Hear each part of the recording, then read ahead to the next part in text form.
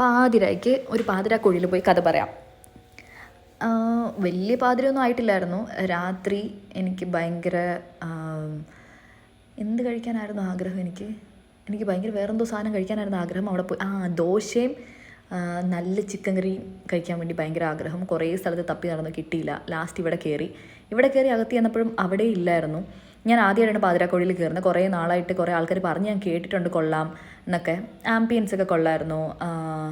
അകത്ത് കയറി കുറേ കാര്യങ്ങളൊക്കെ നോക്കി, എല്ലാം കൊള്ളായിരുന്നു. കണ്ടപ്പോൾ എനിക്ക് തോന്നുന്നു ഒരു കപ്പിൾ സ്റ്റാർട്ട് ചെയ്ത സംഭവം തോന്നുന്നു. I don't know anything behind this, but ambience, അവർ ചെയ്തേക്കുന്ന കാര്യങ്ങളകത്ത് എല്ലാം ക്വൈറ്റ് ഗുഡ്.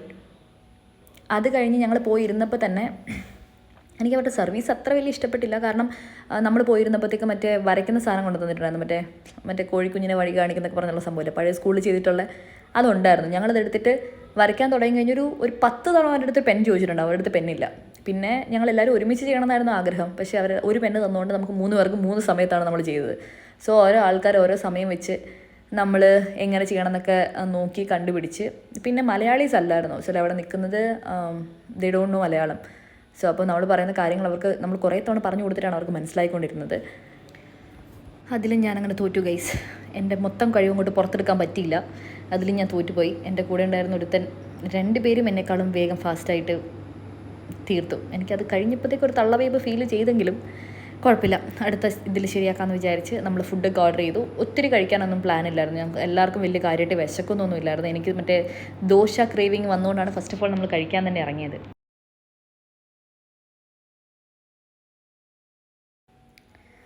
ഞങ്ങളുടെ കൂടെയുള്ള ഒരുത്തൻ ഭയങ്കര കോൺഷ്യസ് ആണ്.